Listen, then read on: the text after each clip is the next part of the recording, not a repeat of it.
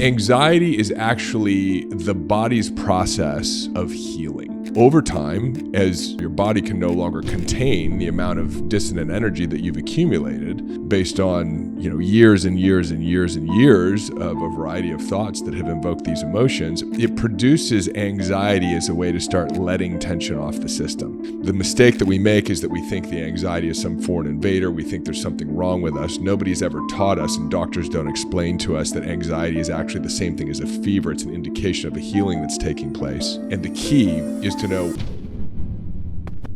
I am so excited for this episode to share with you something that transformed my life from my own personal experience that I know so many people are struggling with in the world, because once we transform this, we unlock so much personal power, so much more clarity, so much more capability and capacity in our life.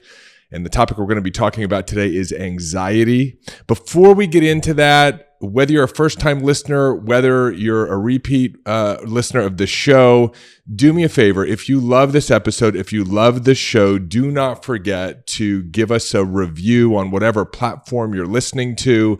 This is the way that we can expose this great work to so many other people, so that you and I together can make an impact on others' lives, and so that we can come together and attract even more amazing, awakened, impact-driven, and conscious individuals into this incredible community that we are creating together.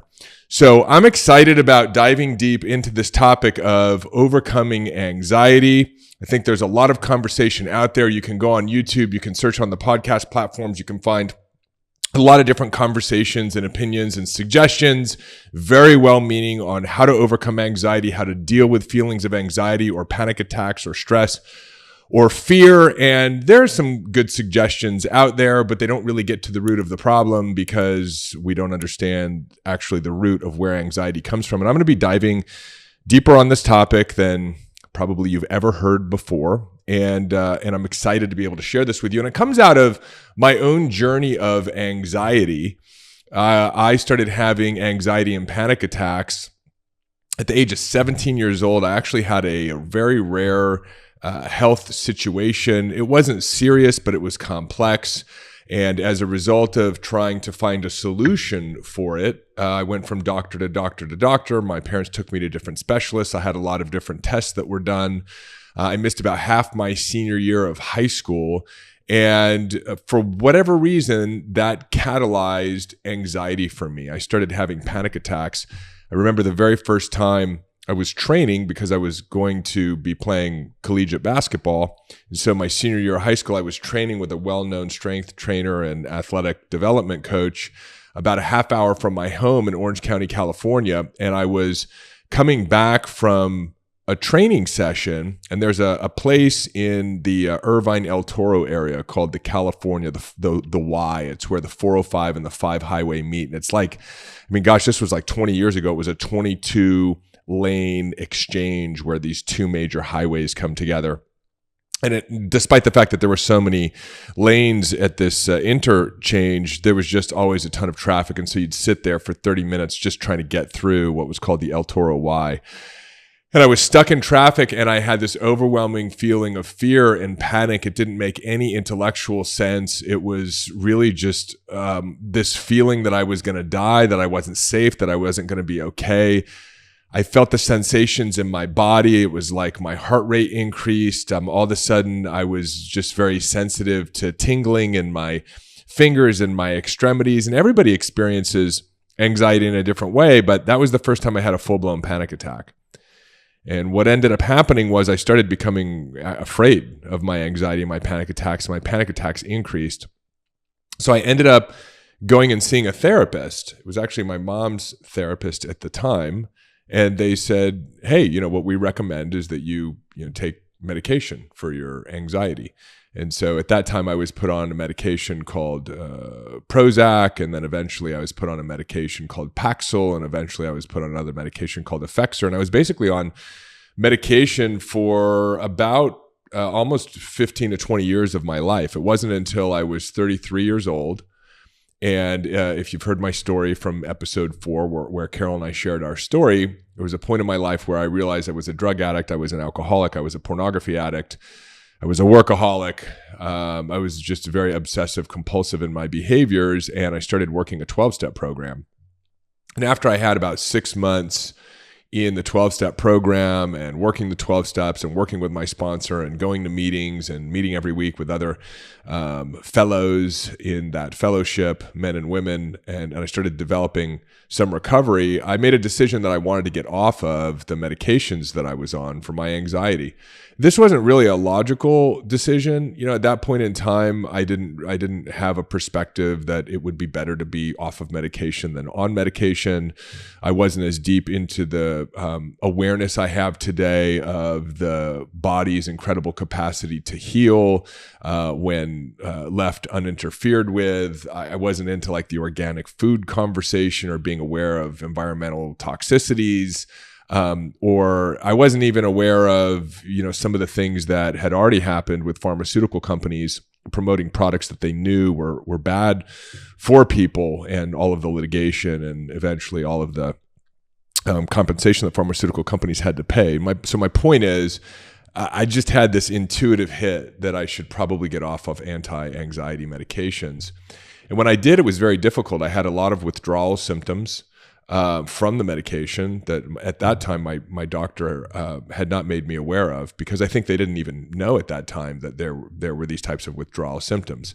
The idea was, hey, you get on the medication and it supposedly helps with your anxiety, so just stay on it forever.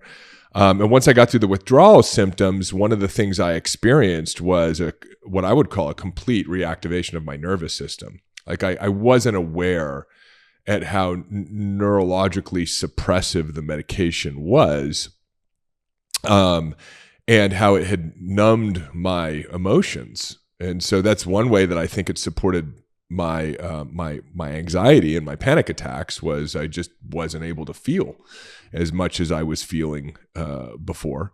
And again, I'm not suggesting that it was necessarily because of the medication. I'm just sharing that this was my experience. And then when I got off of anti-anxiety, SSRI, prescription drugs, all of a sudden it was like a full frontal attack with with the emotions of life.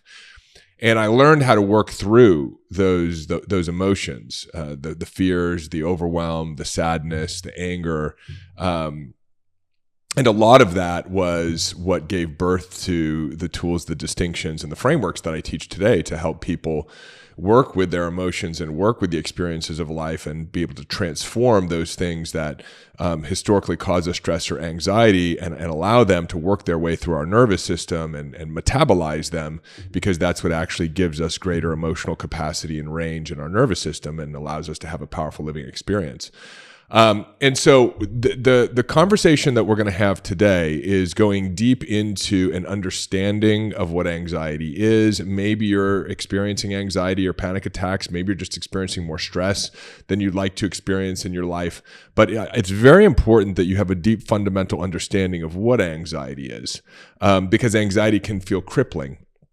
And as a result of that, we want it to go away. We want it to stop, but there's really nowhere to go because we can't get outside of our own bodies. And so I want to start out by sharing with you what I've come to understand, and the truth that anxiety is actually the body's process, one of the body's many processes of healing.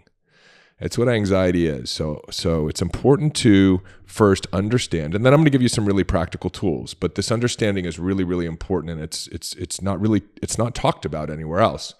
Anxiety is a healing process.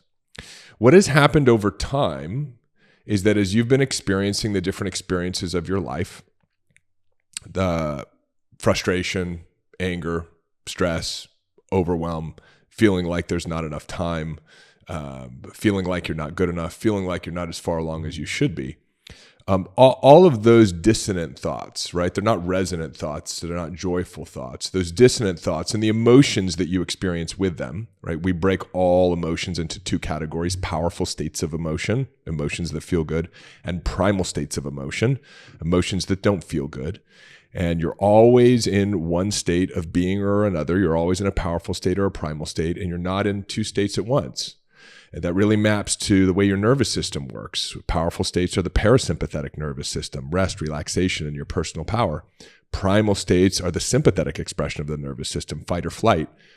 And the only thing that's causing us these emotions are our thoughts or the meanings that we give the experiences of our life. It's not the experience itself. And so as you're out there experiencing life, a lot of your old limiting beliefs from your childhood are coming up and they're shaping the lens of your experience.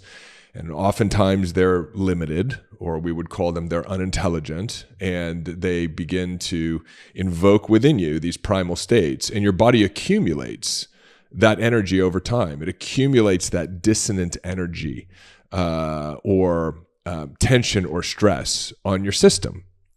And so over time, as you can no longer or your body can no longer contain the amount of dissonant energy that you've accumulated based on, years and years and years and years of a variety of thoughts that have invoked these emotions, it produces anxiety as a way to start letting tension off the system.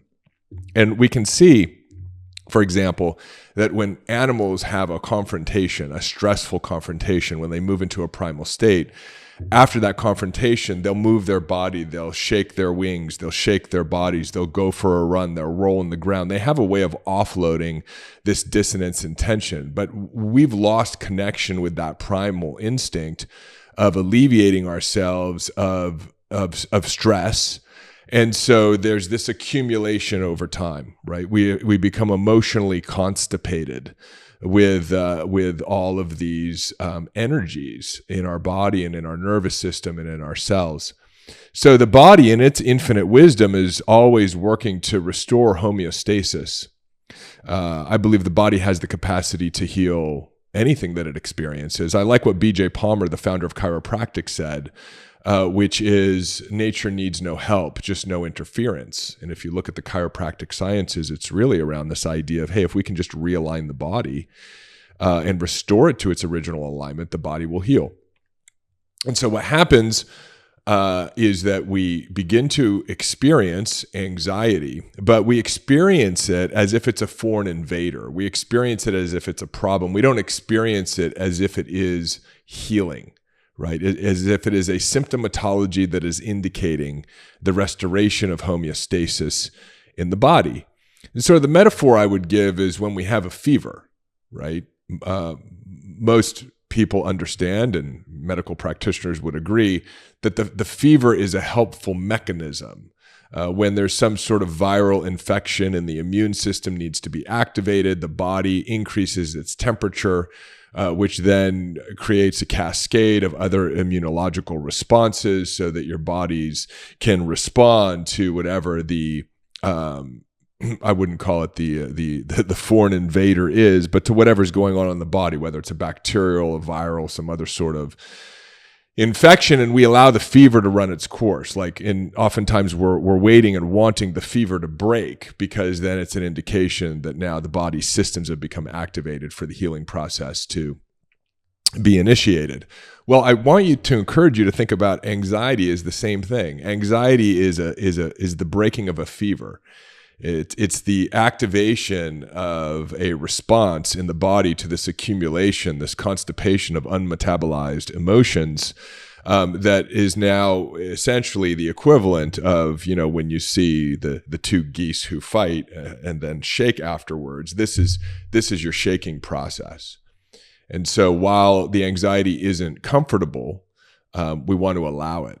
Now, the problem that occurs with anxiety is the meaning we give the experience of anxiety or the healing process. In other words, the body has this natural healing process called anxiety, which is meant to offload the dissonance that you've accumulated over time based on your misinterpretations of the experiences that you've had and viewing your life through the lens of your limiting beliefs, which move you into a parasympathetic fight or flight state. And then we experience anxiety, and rather than going, oh, well, this is great, right? This is my body's way of relieving me of all of that tension that I've accumulated over time, so that tension doesn't further accumulate into inflammatory disease, neurological disease, autoimmune disease, cancers, and so on and so forth, right? My body's catching this early and releasing this energy through this feeling that's not particularly comfortable, same as a fever, right? Which is anxiety. A fever is not comfortable either. But what happens is the mind, we then give the experience of the fever, of the anxiety a meaning. And so I want you to think about this as you've experienced anxiety. What are the thoughts that occur for you? What's the meaning that you give that experience? So most people have a meaning that they give it of like, there's something wrong with me. Oh my God, there's something wrong with my body. What's going on? Why is this happening? What if I die? Right? Or even after we've had anxiety or panic attacks on multiple occasions, what if this time it's actually something serious? What if it doesn't go away? How do I make it stop? How do I get away from it? And the resistance just increases the tension. So in other words, here your body is trying to alleviate you of tension. And in the process of alleviation, the meaning that you're giving the experience, because it feels physically uncomfortable, there's no denying of that. And the meaning that you're giving the experience is yet more fight or flight and more misinterpretation and more dissonance. And so not only do we not allow the release of the tension that is already in our body through the process of what we call anxiety or a panic attack, but now we create even more tension on the system, and it ends up just looping and looping and looping and looping. My grandfather had this little toy that used to sit on his table, and I would grab it. It was called the Chinese finger trap, and it was made of straw. And you'd put one finger in on the left side of this straw tube, and then you'd put the right finger in on the right side of the straw tube. And as a kid, I'd pull my fingers to try to get my fingers out. But what would actually happen is this little straw contraption would just tighten down around my left and right finger. And the more I pulled, the tighter it got. Hey, it's David. Just a quick interruption to your regularly scheduled episode by your favorite sponsor, moi. I want to tell you about my book. It is available on Amazon right here, right now. A Changed Mind, Go Beyond Self-Awareness, Rewire Your Brain, and Re-Engineer Your Reality. In this little book are all the frameworks, the tools, the methodologies that I talk about on this show and that I've used to actually change my mind and that tens of thousands of other people have used to transform their bank accounts, their businesses, their relationships, their health, their spiritual connection, everything that you want to achieve. This is the way to achieve it. And Amazon has done us a good one right now. It's significantly discounted. So you can go and pick up your copy, or better yet, pick up a copy for a friend too. There's nothing better than giving the gift of transformation right now. Hop on over to Amazon. There's a link in the show notes. And if you love the book as much as I loved writing it for you, do me a favor, let me know that and leave a review. And now back to your regularly scheduled episode. And so the way that we experience anxiety today is very much like a Chinese finger trap. Number one, because we don't understand what anxiety is, which again is a healing process that, if allowed, will alleviate your system of the tension that you have accumulated over time. The mistake that we make is that we think the anxiety is some foreign invader. We think there's something wrong with us. Nobody's ever taught us, and doctors don't explain to us, that anxiety is actually the same thing as a fever. It's an indication of a healing that's taking place. And the key is to know what's going on, right? Which is this. And this distinction I learned when Carol and I were in Costa Rica doing indigenous medicine healing work, specifically with ayahuasca. And the shaman who facilitated this medicine experience, who's become a very good friend of ours, Mitra Politi, who has a wonderful book that I recommend that you check out on Amazon with his poems around healing and these misinterpretations and how we can understand that, in fact, in every moment of our experience, life is working for us, our body is working for us, everything is working for our growth, our healing, and our prosperity, even though it may be uncomfortable. Mitra, after the medicine ceremony in the morning, explained that the discomfort that we were experiencing in ceremony the night before, the hallucinations, the physical discomforts, the emotional discomforts, was actually all of the dissonance leaving our body. That's what the healing is. And he gave me a very powerful mantra, which is, what's coming is going. Right? What I'm experiencing right now isn't invading me. It's not coming into my body. It's actually been inside of me, and it's now coming up to the surface to be released. Right? What's coming is going. But the key is to understand this, that what's happening is a healing, and we simply need to allow it. And so that's step one. What do we do? We need to know what's going on. Because if you understand what's going on, that'll put you in an intellectual position to allow the experience rather than resist the experience. It will prevent the unintelligent thinking, the meanings that you give this experience of anxiety, that it's never going to go away, that there's something wrong with you, that you're going to die. You won't do that because you'll understand that It's a healing, that what's coming is going. Even though it's uncomfortable, the key is to allow it. And I'm going to share with you what you can do through the discomfort.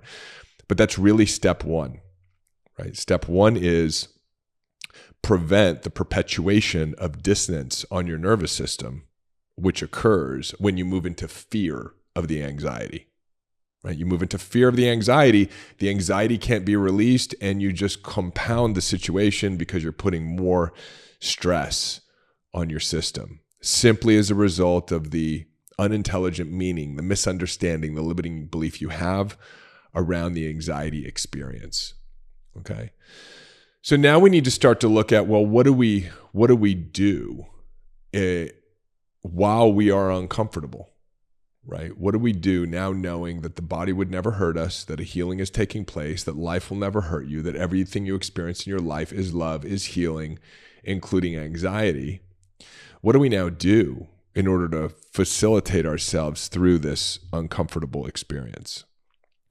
And the answer is that we take this understanding, and then we do activities that allow us to support the reestablishment of our resonance, right? Because what's happening is you're energetically off.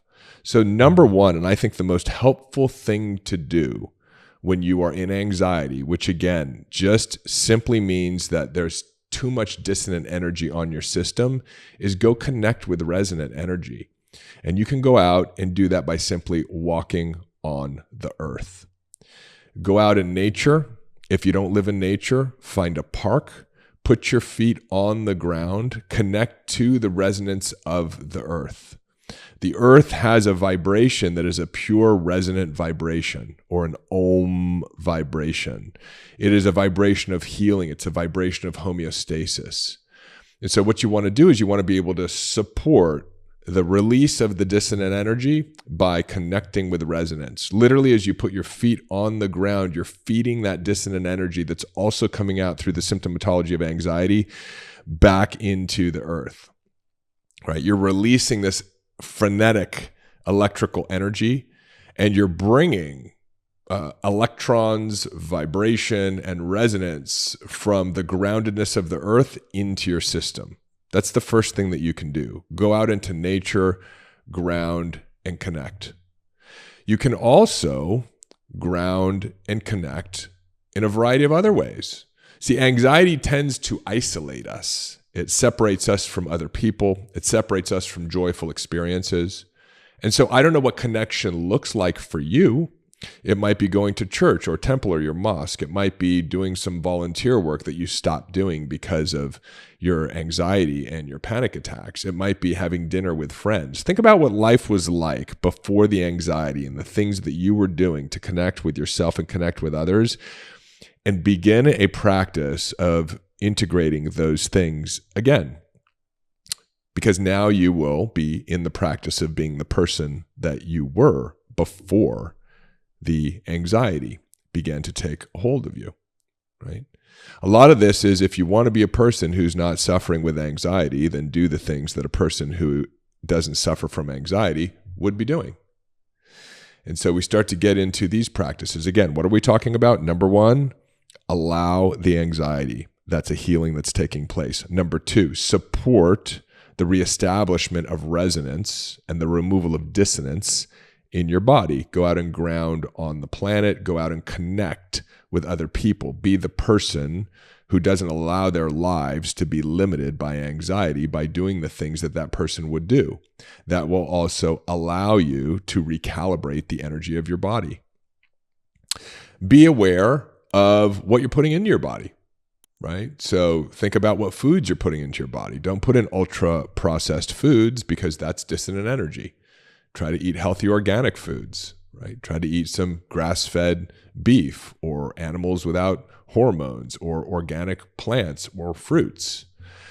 Stay away from electronics, right? Don't look at electronics before you go to bed. Check your screen time and reduce it on your phone. All of that is electrical vibration and energy that is dissonant or different from the natural resonance of who we are. Stay away from electromagnetic frequencies. Remove yourself from toxins. These are all things that you can do to support your body's detoxification process as it is releasing all of the accumulated limiting beliefs and misunderstanding and anxieties and stressors that you have become constipated energetically with over time, right?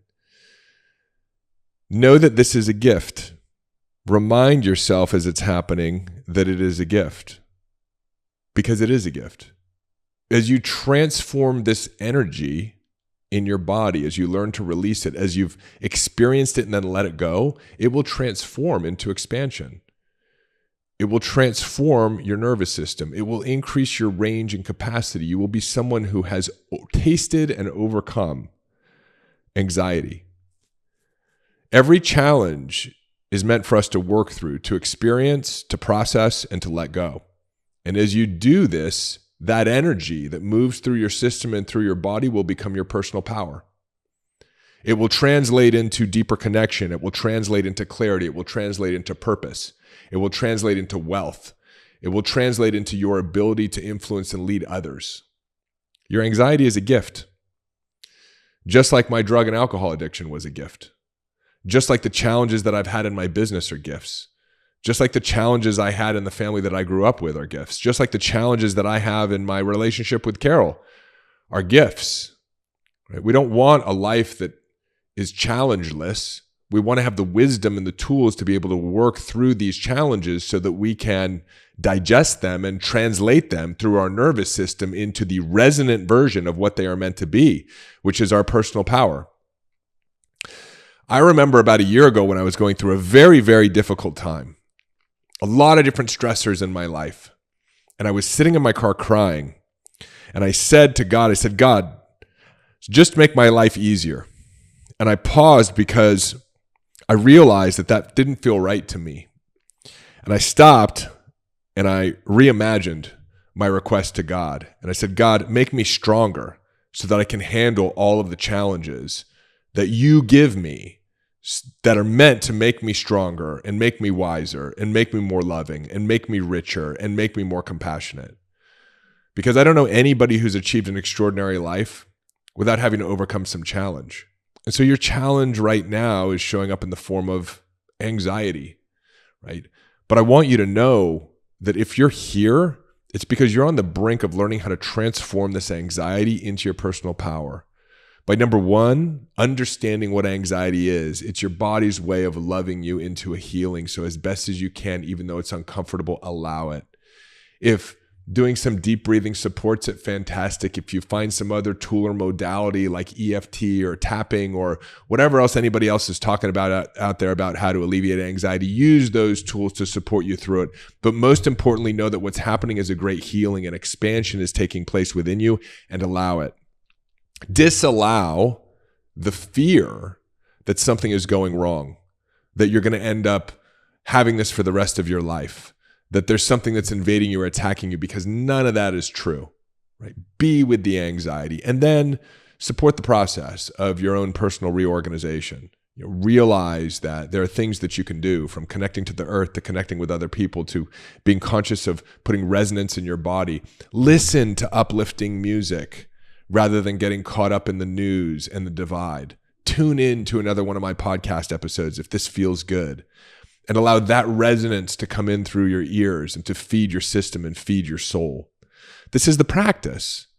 And this is the beginning of a practice, not just for your anxiety. It's a practice to live each and every day in your life. This is the practice that I'm committed to. This is the practice that as a community we're all working on a daily basis. Because if it's not anxiety, it's a business challenge. If it's not a business challenge, it's a relationship challenge. If it's not a relationship challenge, it's another health challenge. If it's not a health challenge, it's a pandemic, or it's a recession, or it's something else that's going on in the world that we cannot avoid, but that we can experience from a powerful state of being, that we can experience with a changed mind. And when we do, we're able to translate that experience into something that allows us to become even more powerful. And it truly is the gift that becomes the way for us to create the vision that we have for our lives. So you're in the right place right now. You're in the right conversation. See if you can find some gratitude for your anxiety. And see if you can be thankful for the fact that your system works this way. And see if you can appreciate and anticipate that as you interact with your anxiety from a higher level perspective, from this intelligent way, appreciate that as it translates through your system, you're going to learn something really, really powerful from this that you're going to be able to leverage into creating everything that you want for your life. This anxiety is not going to hold you back. It's going to propel you forward. And I know that from personal experience. And I'm here with you to support you through the process. So, baby steps, right? One day at a time. You're not meant to do this perfectly, but as you experience your anxiety, if you can just in that moment remind yourself that what's taking place is a healing, that's a new powerful rep in a new transformative direction, right? Nobody does this perfectly, but you've got an insight now that most people don't have. You're no longer living in the confusion and the misunderstanding that anxiety is the enemy. It's not. Anxiety is the friend. It's a natural part of the process of you healing. And you want that, right? You want to be healed. You want to be whole. You want to be powerful. You want to be able to make an impact on the people around you. You want to have the space inside of you to be able to connect more deeply with spirit and to be intuitive and to be inspired and to live as an instrument of spirit, making an impact in the world, achieving your full potential. You want that, right? Well, if you want that, then we've got to create space inside of you for that. Right now, your body is working on purging you of probably decades, if not years, of misunderstanding and dissonance. For that, we can find great gratitude. So I love you. I'm here with you. Stay close. And this was super powerful for me. If you know somebody who, and I hope it was powerful for you, if you know somebody who can benefit from hearing this, please, please, please share it with them. And again, if you found value in this conversation today, tune in to the next conversation and leave me a review. If you're listening on a podcast or a comment, if you're tuning in on YouTube, we want to create a better world, and that starts with us supporting you in becoming all that you're capable of becoming and creating a changed mind. I love you, and I'll see you in the next episode. Hey, it's David. Hop on over to davidbear.com. Click right here. There's also a link in the show notes, and sign up for our newsletter. You'll get immediate access to my free Mind Hack ebook, as well as a couple of trainings to help you master the inner game. This is a great way to stay informed and be a part of our community and be notified of special announcements. Click below, head on over to the website, get subscribed. If you loved this video, make sure you check out this one or this one, and I will see you in the next video.